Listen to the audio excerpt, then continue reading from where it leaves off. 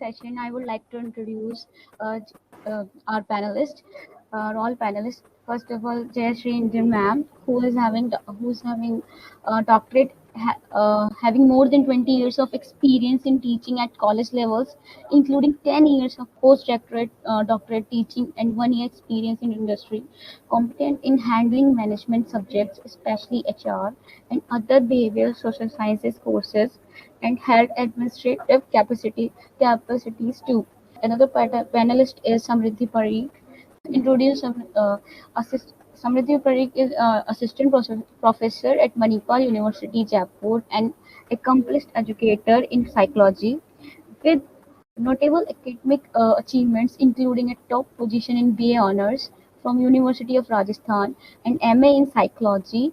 Her commitment shines. Experienced at MIT University Gwalior and Manipal University Jaipur, she brings enriched learning. A clinical psychology master's from IIS University complements her teachings. She has been a senior research fellow at University of Rajasthan. Uh, Now I would like to over to the Jayasri ma'am. All those who have joined our session from across the globe, I wish a good mental health.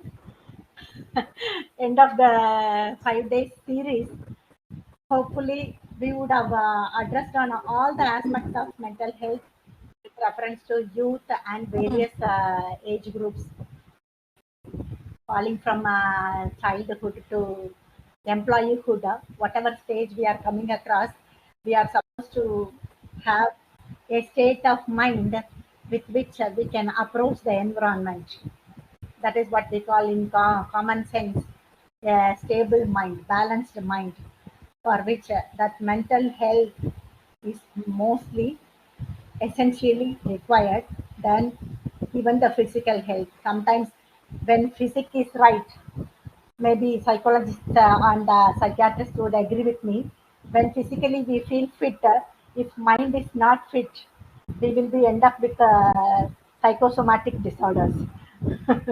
I've seen some cases in my own contacts having seen with no problems, but when they approach support system, they find that they are into some psychosomatic disorders, which doesn't look abnormal, but the symptoms of mind will keep that disease as I have this disease. I am suffering, I am a victim of this disease kind of thinking they will be holding, which is going to hinder their entire span of life. So that way, whether we are able to understand in what mental condition we are, or we are able to carry on with our day-to-day affairs, still there is an issue called mental health that always comes behind us or comes with us, I can say. So now I would like to start this session thanking my institution, Rajagiri College of Social Science, Cochin, and I wish to thank and express my gratitude for giving me such a big platform of international arena of Change 20, Y20 in the ages of G20 by Dr. Simi, the CDF CEO and founder.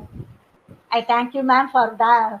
First of all, to get this opportunity to sit here and do something of sharing on my knowledge and expertise on a special emphasis on mental health for students and teachers and how to empower the community of teaching and the community of the society, which is fully responsible right from the childhood, the day one of school till they get into a career. We have a lot to do in the people's life. So when we come across some children, those who are in the limelight, how much ever we feel very happy and proud, the same level when we see our own students getting into some issues or victims of some problems, we feel to the 3 to 4 times the higher emotions we feel for them when we look our own children. We, I'm saying children to my students. students getting into higher positions gives us so much pride, but they're getting into issues of mental health and issues and resultant deviations of life makes us feel so much than getting them into limelight.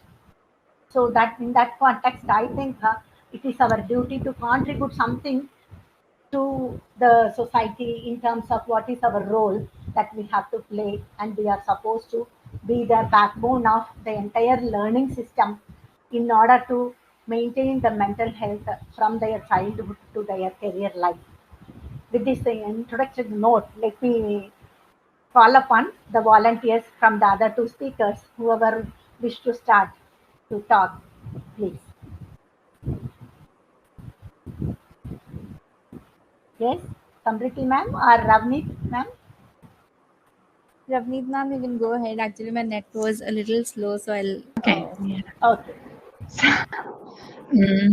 I guess we need to, again, as ma'am just mentioned, a lot of points that directing kids is very important. Directing children in a different direction is very important. And prime accountability lies again with parents and teachers. So somewhere bringing what we can bring as a society to teacher and parents is what I am looking forward to. Like what we can add value to kids' life, to adolescents in specific, because they are struggling somewhere with their identity and with changing laws and everything.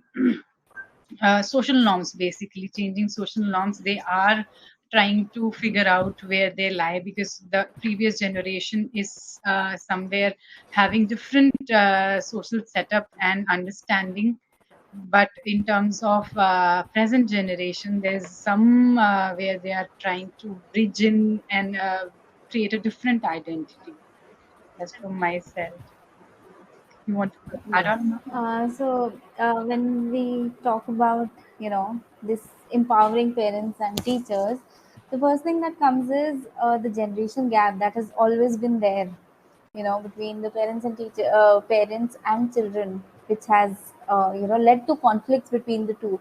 So the life that parents have seen, the technological advances, the social advances the parents have seen, and then the children see, there is a big gap in that. Norms, as Ravneet ma'am just mentioned, norms change, so for parents to adjust to how children are trying to bring in their way of thinking, and for children to convince parents that things are changing, and so that brings a kind of conflict in both.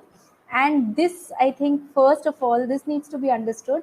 After that, we can go on talking about empowering parents, empowering teachers. First, we need to understand that somebody 25, 30 years younger to us will not be able to cope, deal, and understand the world in the way we did. So I think that's where we have to start from, and then we can start moving towards empowering by awareness, and we slowly move on towards that direction.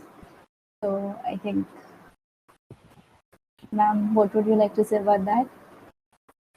Yes, in terms of coping, even I have undergone such situations wherein I can see when I was in 20s, what all responsibilities we used to carry out, what all assignments we used to take with pride are not so big, so prideful for the present generation.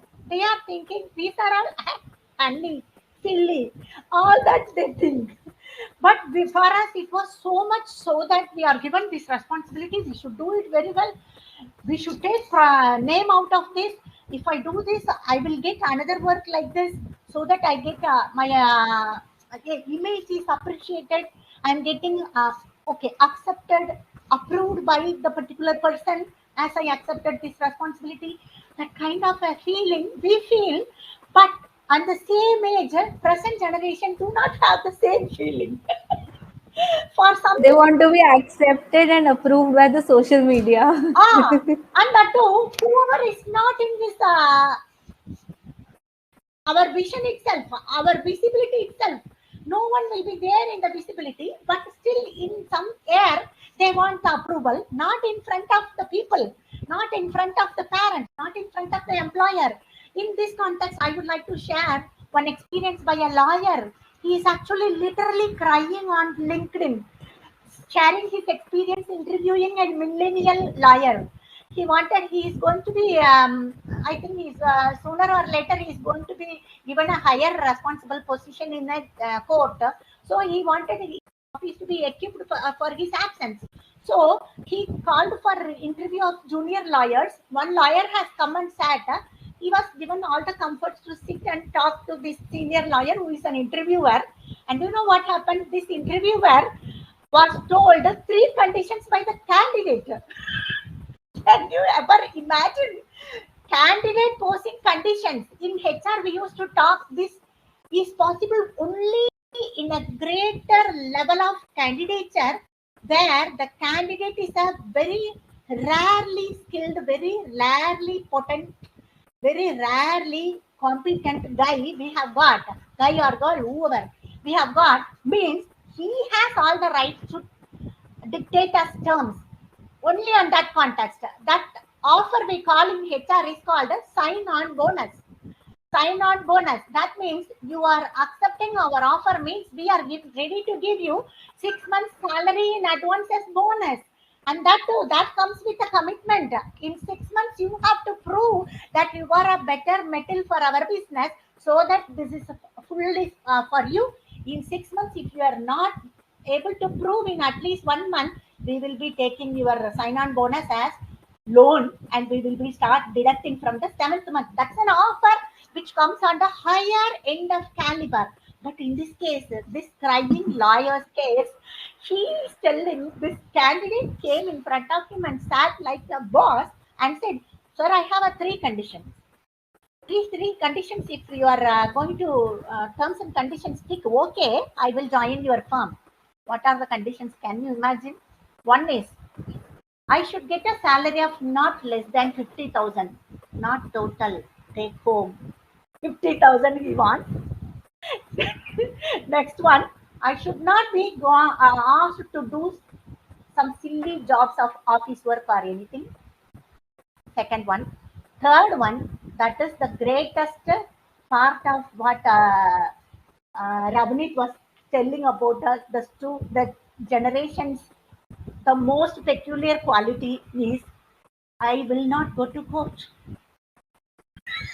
Can you imagine a junior lawyer coming for an interview, sitting in front of the boss who is supposed to interview him, is asking, I should not get anything less than 50,000 take home, and I will not do silly jobs that you give, whichever I like only I will do. Third, I will not be asked to go to court. Then what else he is going to do in a legal firm? So he is telling where this generation goes. He is asking the society, and so many interviewers, experts in the industry are screaming about this issue, saying that is the same experience they had with the present generation when they had interviews. Yeah. Can you imagine what's the condition in which we are living in with this generation? As Samridhi was telling, we should understand the basic expectation of what is that generation wanted. What is the generation aspiring for? Yeah. Yes, we can, take one good point from here that they're at least assertive, Yeah. maybe Assertive. unreasonable, Yes. Yes, yes. unreasonably assertive, maybe. They have a lot of good qualities, but at times we will feel like, oh my God, where am I sitting? Am I sitting in the boss seat or I'm sitting at the opposite side? That kind of an image they create. Yeah. Now I feel, So that's yeah. yeah, yeah, please, please. Yeah, as you just mentioned that you feel again, I would just gently bring in that there is generational gap here also. If you see, now it's more of individual approach. So they know what they want, how they want, and maybe they do work somewhere, leave on area which is more of accountability, I guess. Assertiveness is good. Earlier generation was struggling to be assertive because we were collectivistic society. Now as we move to individualistic society, there's a huge drastic shift, which is, I feel, good also. But we have to navigate through the backdrops of it, which is like, less of accountability, sense of, they know what they deserve, they should also know what they have to deliver. I think that balance has to Yes, somewhere seep in. And as we are rearing new generation, we are giving them options to challenge us as a parent, as a teacher. Earlier a teacher would say just sit down means sit down. A child is not supposed to ask in Indian culture, if we talk about in specific. So child cannot ask, why did you tell me that? But now they do question. And I guess that brings in lot of power dynamic shift. Yes, That dynamic shift correct. is coming up, absolutely. and that's where we have to empower teachers and parents, that how to navigate through that power dynamic struggle which is going on, where Gen Z's and millenniums tell us what to do, what not to do, but they, somehow we are not able to train them that they have to listen along with what they say. So it has to be two-way Yeah, correct. communication. That's where I guess, as a elder generation, we are accountable again to bring in that component where they are more resilient in terms of listening to, Yeah. having that Definitely. So, capacity. having freedom without responsibility is not possible. You give them freedom, so they have to take accountability, they have to become responsible for what they're doing. So a child should know how to take a no also, along with knowing how to say no. That is another skill I think that parents need to teach their children. It's not just that you can say no, but you should also learn to take a no. Yeah. Otherwise, the life becomes very nurtured for them. Nurturance is good, but I think only up till the extent that you're not stopping their I think growth, that's kind Yes. of over right? pampering that somewhere is coming from our generation only, because we have Yes. certain aspects in our area where we have pushed down our emotions in terms of keeping good with our parents and now keeping good with our kids also. That sandwich generation Absolutely. comes together and take accountability and bring in a little discipline kind of a thing at home, I feel like And learn some assertiveness from this generation, I exactly, think. exactly. It's again Yes. two-way communication, two-way give and take between generations. We are navigating through, and it's like earlier it was some good 10 years, 15 years gap. Now it's like two to 3 years gap is a huge gap if you see between children. And so, if a parent is having a kid of 9 years old and they have a 2-year-old kid, you see a drastic shift. It's a big, yeah, it's a big generation. Between the years itself, it's not a, with generation will not come. Between a few decades itself, it is a generation now. Yes, So yes. a 15 years can't manage with 5 years and say, oh my God, what is this kid doing? That kind of attention it creates in the minds of 15 years. Then can you imagine 25 years, 35 years, 55 years like me? We will be multiple generations away, or they may say, you are still where you are, in which logum you are. They will ask us. That is the kind of difference we show. What to do Yes, is because that, technology is also shifting very fast. I think that is one very important reason. You see, artificial intelligence, Chat GPT, and keeping up pace with all this. I think a 3-year-old would know how to use a phone better than I think a 50-year-old would yes, know. yes, Now, I think with technology also. yeah, yes, yes. When we in the post graduation level itself, we are facing this issue. When we wanted them to have writing abilities to be tested, what should be the mode of the test? Writing only. They want to do it words. Madam, word or MS Word or PPT in which we have to write. What is this? So the kind of understanding for common terms itself is missing. Writing means you have to write in a paper like this. We have to write in a paper and submit with your own handwriting.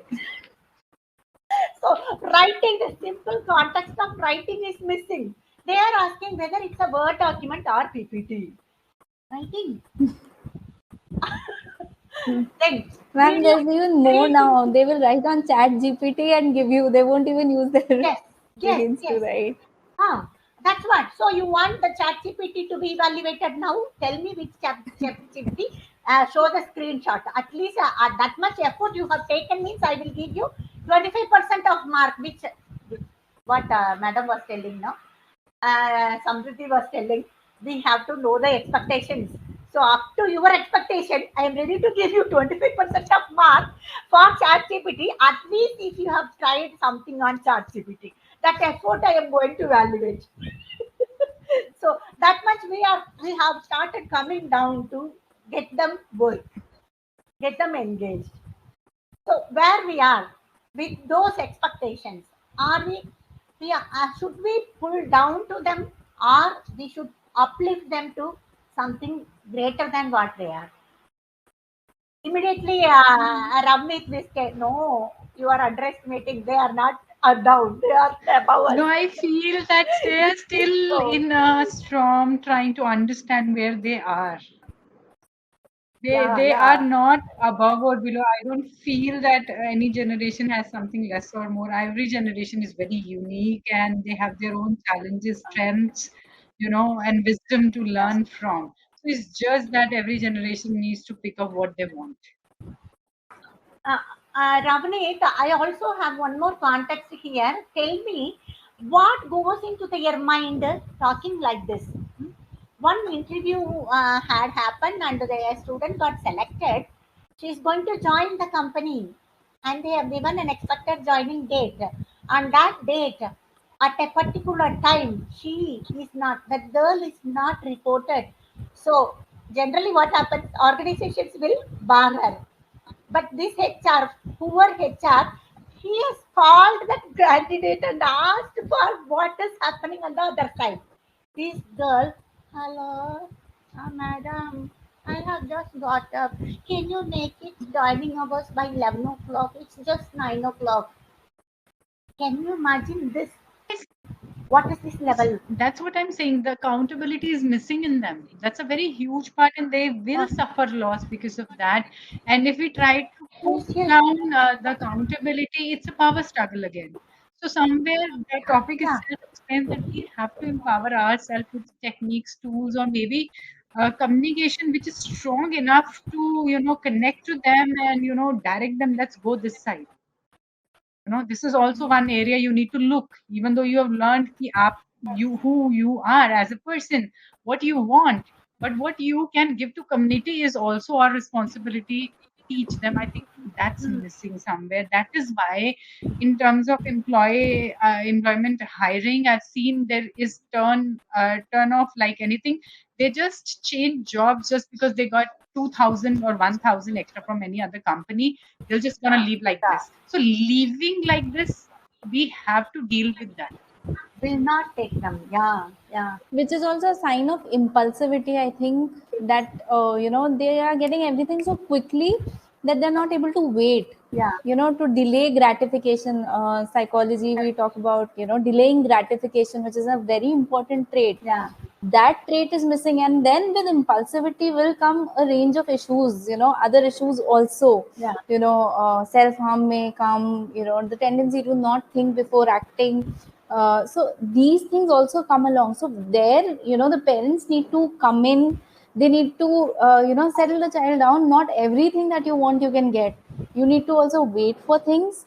You need to, so we also need to understand the gap there, that we are giving away everything. So the moral aspect of teaching the child to wait for something to come to them, to probably work hard to get that thing, that is something that will, if you're talking about empowering parents, so parents will have their hold there, that unless at least you become this, and it is not bribing as it has been shown in media, that you get good marks and parents give you money and everything. That is a way of teaching the child that you have to work hard in order to get the fruit. It is not that everything is laid on the table for you. So we need to that impulsivity also needs to be tackled. Yes, ma'am, you'd like to say something? See, this connection, I would like to think on a different perspective. When you are saying them that you have to wait for something, and you are, if you are given after so much of wait you are given, it increases the value, increases the satisfaction. All that if we tell about us, they will ask immediately one question: hello, are you kidding me? Huh? Are you crazy? If it comes easy, why should I wait? So who has created that environment that everything is easy? But then again, That is again pointing to us only. We have created such an environment where everything is easy available. When you ask, my child, if he is going to ask for an yellow shirt, I will think it is yellow shirt, yellow pant, yellow t-shirt, yellow tie, yellow whatever is. Everything I am ready to give when he asks only one thing. So that environment who created, that is also a question. As Samridhi was Yeah. telling, parental role, in that role, I think something we all are missing here is, earlier days there were too many children to attend to. So at least in that way, one has to wait till he or she reaches to the other level of the elder daughter or the last child, because he or she is last, they have that advantage of getting first. So these two reach the levels reaching was at least trained by the order of birth. But now we only have only one. If mother says no, you wait. Father says, how many children we have? Why you ask the child to wait? Can't you afford this much? exactly. This happens in front of the child means the child takes 100%, 110% advantage of it. We never know. Without even our knowledge, we are bringing that kind of setup in the family. Yeah. That is what I think. Absolutely. Yeah. That's exactly where, empowering of teachers and parents can start from. But then again, as a Yeah. community, we need to decide what values are we looking for. Somewhere the values are blur now. Earlier they were very clear. You have to Yeah. be satisfied. You have to be you should have gratitude when you have food on your table. So now if you go to a restaurant, they have 10 dishes. They have a buffet. But if you compare to Yeah. what we were taught as a child, that value system was like whatever is there in your plate, thank God before you started. So that's how, as a society, as something which, links are getting faded away, and it's leading to very, harsh environment for both Valueless. generations. Yes. Yes. In this direction, Yes. I also have one more observation that you said, na, they are to the restaurant if they are going to have something. It is not one thing that is available, or the shopkeeper is not going to tell what is available. You choose out of the so many options. That has come to the corporate world in such a way that all our provisions, benefits are not single. We have multiple options, and we put it across the table and ask the employees to choose. Yeah, You exactly. know how much it has got an impact on the policies. ESI, is a benefit which is for a cut off salary. Only up to that salary who is drawing will be eligible for ESI. Above that, PF. These were mandatory. Earlier it was mandatory. Now, ESI Act has got amendments to get it either opted, not opted. Option is there. Whether you want to be subscriber of ESI, you choose. If not, well and good. Go. We have another format to fill, saying those many employees of our organization are not willing to contribute. They have given it in the format. That format we have to submit, and the inspectorates take care of that format, saying these are all exempted fields. Yeah. PF is also giving exemption to choose or not. And this has come to the next level in the corporate setup, not only corporate, in the individual standard of life, that income tax also has come up with certain options of whether you want to invest, you invest. If you don't want to invest, choose the next scheme. If you want to secure your life with insurance, choose the older scheme. If you don't want to choose, you choose the new scheme.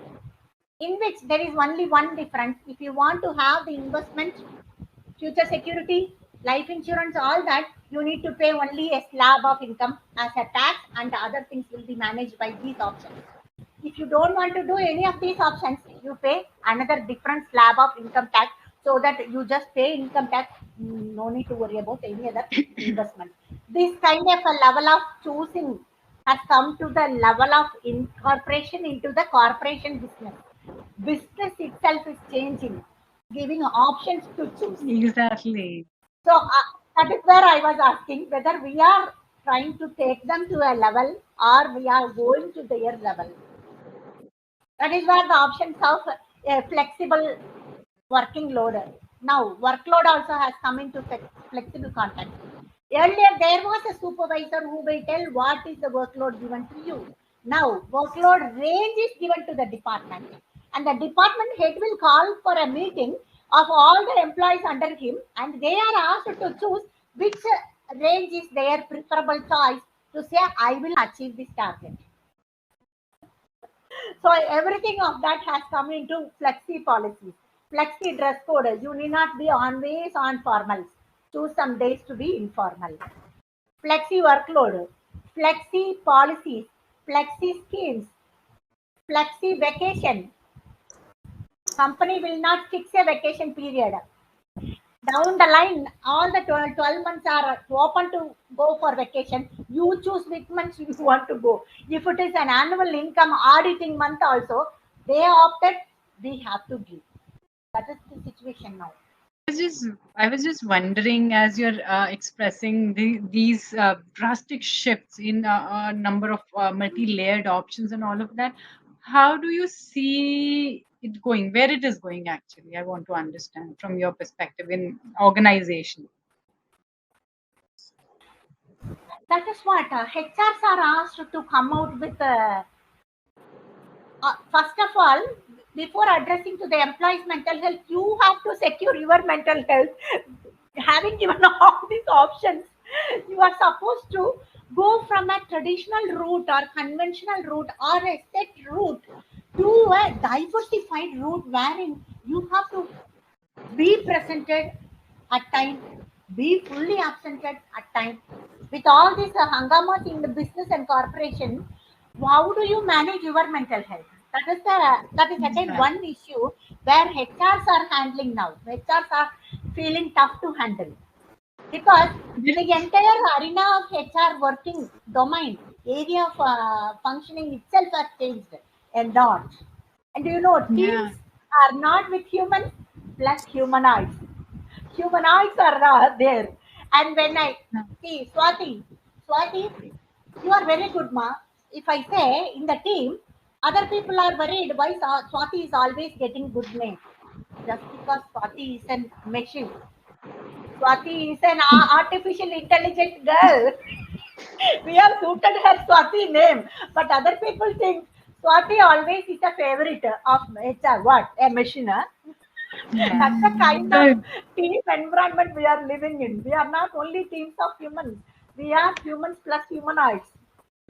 that this I can draw parallels with your experience in terms of teachers and parents. Yeah, As a parent myself and looking at parents who have kids in school specifically are going through tremendous pressure to maintain these choices and their demands. So it's everywhere, it's trickling down everywhere. It's not just organizations, but when it comes to teachers also, there are multi-layered activities going on, projects going on, competitions are going on. So it's hard for their well-being also. As a teacher, as a parent, it's very kind of a struggling time. Earlier, there used to be 4 to 5 kids, and there was very less pressure in terms of their security, their the food at the table. That was not that hard because everything was very simplified, and you know kind of everybody used to be grateful whatever they get. But now, as options are increasing, parents are under immense pressure to provide everything they can, because yeah, the child's friend has got that thing, now we have to buy. That person is going there, so it's happening in school everywhere. So it's not just going towards organization, but parents and teachers are equally exhausted by all of this. Yes, ma'am. In this connection, around 8 localities in US, Harvard University has taken a survey and with violating from Indian context to the foreign context. What was the just one question they wanted to know from the teachers to address is what are the mental health issues that you are struggling to handle with your students? Irrespective of any location, faculty have mentioned one thing which Ravneet has appropriate put in context is we do not know if they are going to mistake us if we talk about this. We do not know if they are going to mistake us that we are violating their privacy. We do not know where is the borderline in which I can take up my responsibility as a teacher. Yeah. And another context, we do not know are we going to mentally get ill just by handling earlier 80% teaching responsibility added to 20% management of emotions, management of discipline, management of addressing to soft requirements of the students. Now it is totally shifted to you teach only 20%, 80% mental depression issues we need to handle. We need to handle isolation. We need to handle people's emotions to opposite gender. We need to handle people's emotions to their own body. Acceptance, approval, everything of one individual is in a state. So if I have a 30 students, at least 25 people are of this type. So I am spending much time on this kind of affair than teaching. That is my agony. Am I doing right thing here? That kind of an agony, the so-called developed and sought after environment of education gives this kind of perspective means can you imagine our level where we are reaching try to reach their level in terms of any of our development and growth, what would be our problem or our challenge in meeting those kind of issues? Yeah, definitely. Again, we have to reach Absolutely. back to our own roots. We have very strong cultural and belief systems in India, which were grounding us and kind of diluting the issues we are presently facing. So yes, definitely we cannot 200% implement exactly the way they used to be, but some component needs to stay with us and help us ground in terms of gratification, gratefulness, desires, and where we are heading, what's our goal of life, what is success for us. So if we address certain questions, I feel that again it's huge responsibility on the generation who is raising kids right now. They are taking care of their elderly parents. They are trying to accommodate their needs, and they're trying to accommodate Gen Zs and millennials and all of those. And so my support is with that the generation in specific, because I definitely acknowledge whatever this younger generation is facing, which we did not. The media, the body image, the way they carry, the brands they have to follow through, and all of that, the pressure they have to present themselves in a very specific idealistic way. We didn't have that. They also have their own challenges, but we have to respect whatever struggle parents, teachers, that generation is going through. Somewhere we have to find different coordinates or anchors for them to they can ground themselves, because their mental health is equally important. Then only coming generation is gonna be stable and Yes. in a line where we want to see them in a good positive well-being. So I feel yeah. Like, in this line, you can't expect mango juice from an orange, right? So unless the mental health of parents and teachers is in place, unless they are centered, unless they have, handled themselves well, how will they give it to somebody? How will they give it to their children? Unless they have compassion in themselves, unless they have patience in themselves. So first of all, that need to work upon that self awareness in parents and teachers needs to be brought up so that they can give it, along. So finding out time for self love for parents, for teachers, that is very important in order to be able to give it to the next generation. Because otherwise, if they just merely talk words and they do not practice what they preach, the generation is not going to take it. Just how when you're teaching somebody, you need to at least have it in your character, you need to have it in your model. So whatever values you want to give them, first, working on yourself, self love, self care, and then passing on, empowering somebody else after you are empowered.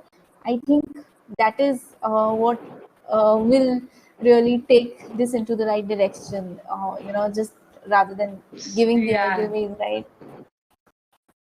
this is what this brought gave me a thought. I worked with Directorate of School Education Jammu, and there were teachers, and then we worked through how before entering the class, what they are carrying, they need to unpack outside the classroom and then enter. Yeah. Absolutely, Yeah. absolutely. Correct. Because they have to absorb whatever kids are bringing to the class, and they're coming from different backgrounds, different struggles. Somebody does not have a book, or somebody's parents are ill, someone has forgotten lunchbox, other has forgotten homework, or maybe he's not feeling well, or he's depressed. So all of that has to be taken care by a teacher.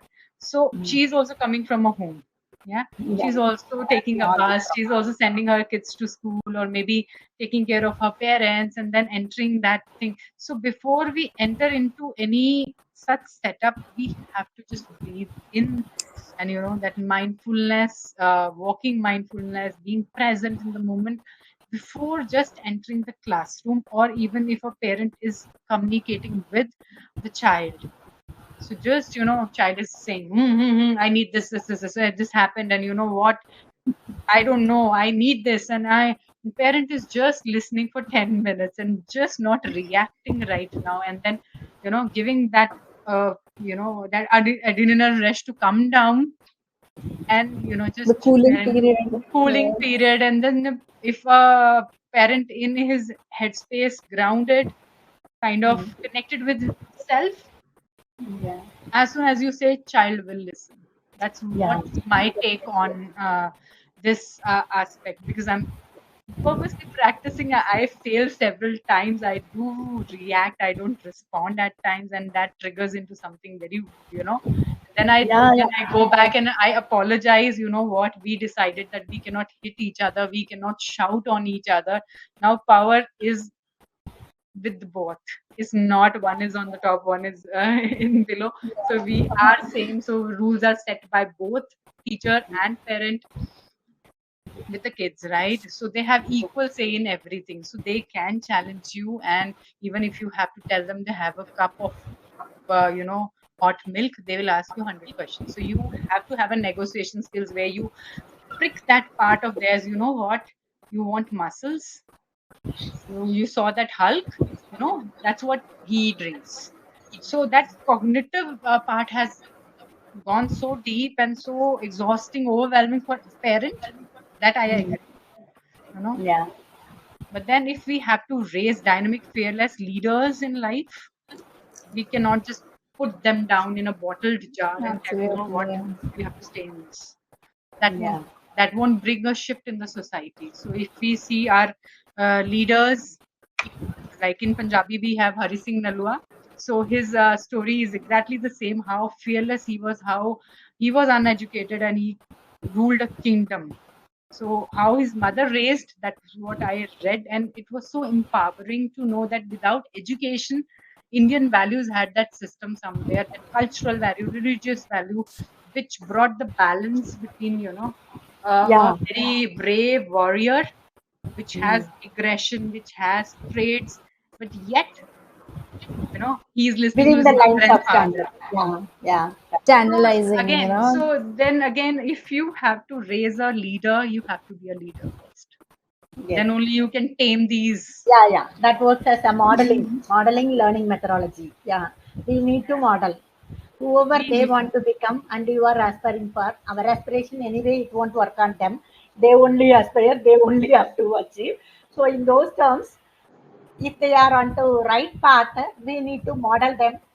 Up to what standard we need to maintain our gesture, our posture, our body language, our tone, our language, treating with others, all that we need to model first. Then only, anyway, right from the day one of a child, just born child, it is a imitation as a learning strategy. So they have exactly. to, yeah, imitation as a learning mode that anybody can do is effective only when they imitate a right model. So Ravneet has put it Exactly, in very exactly. clear perspective. Yeah. Yeah, correct. And I guess parents come first, second comes the teacher, and then the Yes, organizations. So it's a yes, hierarchy kind of a thing where, parents have done their job. If teacher is cementing it, they're going to perform in organizations in a well accountable way with assertive boundaries and clear, understanding of who they are, what they can contribute to community. That's what I think is very, very important, that what you can give back. It's not always what you take. And so we have rights, we have duties in constitution as well. In Indian constitution, we have both. So it's our duty to teach both of them to bring a little balance yes, silence and working on ourselves. This is what, Balance is the key, yeah, Yes, absolutely. We also need to look at the notions of rights and wrongs. They are also changing. So, what was right and what was wrong needs to be understood in a more fluid way now. What we thought right maybe 10 years ago from now may not be may not right in be the right. context Yes, today. yes, correct. So those ideals also of right, wrong, notions of right and wrong need to change, and so self-awareness and awareness of what is happening around us. Not becoming rotten apple, rather changing with times is the key. Yeah. By hopefully the way so. of And we stay, it's a never-ending discussion, I guess. A lot can be added more, and attendees correct, must be correct. having different Yeah. components. So thank you, everybody present here in the diact and listening to us, giving us this option to express and bring in little uh, understanding for our own self. We are taking away also. So Yeah. thank you.